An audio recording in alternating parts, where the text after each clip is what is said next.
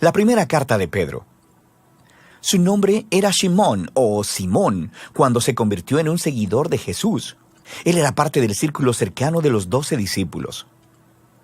Cuando él confesó que Jesús era el Mesías, Jesús cambió su nombre a Kefas, que significa roca en arameo, que después fue traducido al griego como Petros o Pedro. Jesús prometió que él se convertiría en un líder entre los apóstoles para guiar a la comunidad mesiánica en Jerusalén durante sus primeros años, y eso fue lo que sucedió. Recuerda los primeros capítulos del libro de Hechos. Eventualmente, sin embargo, Pedro fue llamado a llevar las buenas nuevas de Jesús más allá de las fronteras de Israel. Esta carta fue escrita cuando ya llevaba décadas en esa misión en el mundo romano más amplio. Descubrimos esto en la conclusión de su carta, que Pedro está en Roma, la que él llama Babilonia, y aprendemos que aunque Pedro dirigió el contenido de la carta, esta fue compuesta por un hombre llamado Silvano, que era un colaborador de Pedro. Esta era una carta circular enviada a varias comunidades de iglesias en la provincia romana de Asia Menor, que es la Turquía actual. Y Pedro supo que estos cristianos, en su mayoría no judíos, estaban siendo perseguidos. Ellos estaban enfrentando hostilidad y acoso de sus vecinos romanos y griegos, así que Pedro escribió para animarlos en medio de su sufrimiento. Y esto ayuda a explicar el diseño y los temas principales de la carta. Inicia con un saludo y continúa con una poética canción de alabanza a Dios que introduce los temas claves que se exploran en el cuerpo de la carta, donde primero afirma la nueva identidad de familia de estos cristianos perseguidos, lo que les ayudará a ver sus sufrimientos como una forma de testificar de Jesús. Y esto les enfoca su esperanza del futuro en el regreso de Jesús. Profundicemos y verás cómo todas estas piezas trabajan juntas. Así que Pedro inicia saludando a estas iglesias como el pueblo elegido de Dios que están exiliados alrededor del mundo. Ahora, Pedro deja claro a través de la carta que estos cristianos a los que está escribiendo son gentiles. Pero aquí, él los describe con frases del Antiguo Testamento que describen cómo Dios eligió al pueblo de Israel, la familia de Abraham, quien fue un exiliado y peregrino. Esta es una estrategia clave que Pedro repite a través de toda la carta.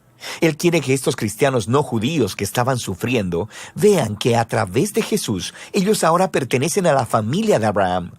Así que ellos son exiliados peregrinos, al igual que Abraham. Son malentendidos, maltratados y buscan su verdadero hogar en la tierra prometida.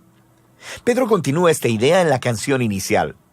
Él alaba a Dios por haber hecho que las personas nacieran de nuevo a una esperanza viva a través de la resurrección de Jesús en el poder del Espíritu.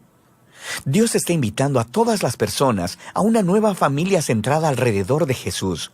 Una familia a la que le ha sido dada una nueva identidad como hijos amados de Dios y que tiene una nueva esperanza, la de un mundo renacido por el amor de Dios cuando Jesús regrese como Rey. Y para las personas que tienen esta esperanza, el sufrimiento y la persecución son en realidad un extraño regalo, porque deshacen las falsas esperanzas y distracciones como un fuego purificador, y nos recuerdan nuestro verdadero hogar y nuestra verdadera esperanza. Así que, paradójicamente, las dificultades de la vida pueden en realidad profundizar nuestra fe, la hacen más genuina. A partir de ahí, Pedro pasa al cuerpo de la carta, pero va a explorar todas esas ideas a mayor profundidad. Así que él primero desarrolla el tema de la nueva identidad de familia del pueblo de Dios. Él toma aún más imágenes memorables del Antiguo Testamento sobre la familia de Israel, y luego las aplica a estos cristianos gentiles. Entonces, como los israelitas que dejaron Egipto, ellos también deben ceñir sus lomos y dejar atrás su antigua manera de vivir mientras van camino a un nuevo futuro. De manera que ahora ellos son el pueblo santo de Dios, que están en camino a través del desierto. Son el pueblo del nuevo Éxodo, quienes han sido redimidos por la sangre de Jesús, quien es el Cordero definitivo de la Pascua. Son el pueblo del nuevo pacto, que tienen la palabra de Dios en lo profundo de ellos, restaurando sus corazones y renovando sus mentes. Son el nuevo templo, construido sobre el fundamento de Jesús mismo, y son el nuevo reino de sacerdotes, quienes sirven a Dios como sus representantes a las naciones. Ahora, al aplicar todas estas increíbles imágenes a estos cristianos gentiles perseguidos, Pedro está colocando su sufrimiento en una narrativa completamente nueva. Y esto nos lleva a la siguiente sección. Su persecución en realidad puede ayudar a traer claridad a su misión en el mundo, la de llevar testimonio de la misericordia de Dios entre las naciones. Así que Pedro primero les anima a someterse al gobierno romano, incluso si es opresivo. Sí, él reconoce que su persecución, su sufrimiento, es injusto, pero la resistencia violenta no resuelve nada, sin mencionar que traiciona las enseñanzas de Jesús, quien amó a sus enemigos en lugar de matarlos. Después, Pedro resalta específicamente la muy difícil situación que enfrentaban los esclavos cristianos y las esposas cuando vivían en los hogares romanos donde el jefe de familia no seguía a Jesús. El problema es que se esperaba que todos en la casa se sometieran y adoraran a los dioses del jefe de familia.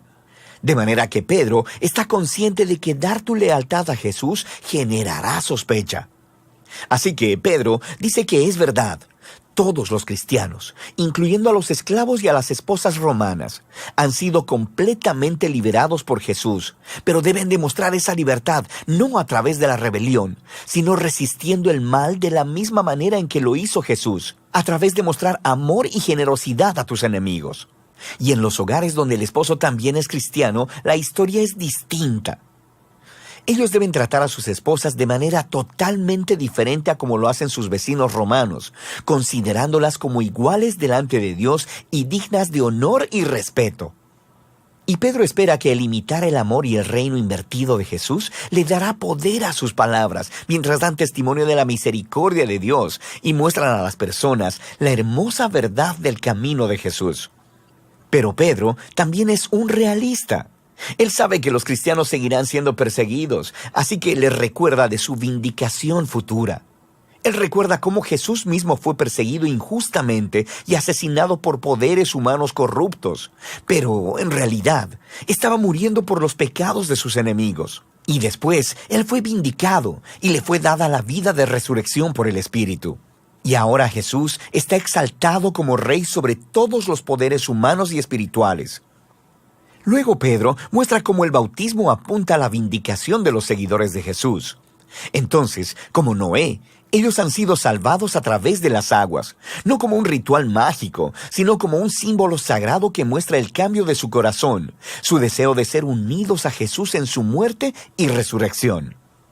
Y así que ahora, incluso si son asesinados por seguir a Jesús, su esperanza está en la vindicación y exaltación futura junto a su Rey, lo que lleva a Pedro al movimiento final. Él les recuerda las palabras de Jesús, que sus discípulos deberían considerar un honor y un gozo el ser perseguidos, así como él lo fue. Pedro luego llama a los líderes de iglesia a cuidar de estos cristianos sufrientes y a mostrar la misma clase de liderazgo de servicio que Jesús hizo con sus discípulos. Y finalmente, Pedro les recuerda a estos cristianos acerca del verdadero enemigo al que se enfrentan. La hostilidad no es simplemente cultural o siquiera política. Hay fuerzas oscuras de maldad espiritual que están trabajando, inspirando odio y violencia. Y ellos deben resistir esta maldad, permaneciendo fieles a Jesús y a sus enseñanzas, y anticipando su regreso y victoria final sobre esa maldad. Pedro concluye con una oración por fortaleza divina y envía un saludo de la iglesia en Roma, a la cual él llama Babilonia. Eso es genial. Pedro aquí está adoptando la tradición de los profetas del Antiguo Testamento, para quienes el nombre de Babilonia se convirtió en un arquetipo para toda nación corrupta. Así que Roma se ha convertido en la nueva Babilonia, y es en su imperio donde el pueblo de Dios está ahora exiliado de su verdadero hogar en la nueva creación. La primera carta de Pedro es un poderoso recordatorio de la esperanza cristiana en medio del sufrimiento. El pueblo de Dios ha sido una minoría incomprendida desde su mismísimo comienzo y deberían esperar enfrentar hostilidad porque han sido elegidos para vivir bajo el reino de un rey diferente, Jesús. Sin embargo, la persecución puede convertirse en un regalo extraño para la iglesia, porque ofrece una oportunidad de mostrar a otros el sorprendente amor y generosidad de Jesús, que es motivada por su regreso. Y de eso se trata Primera de Pedro.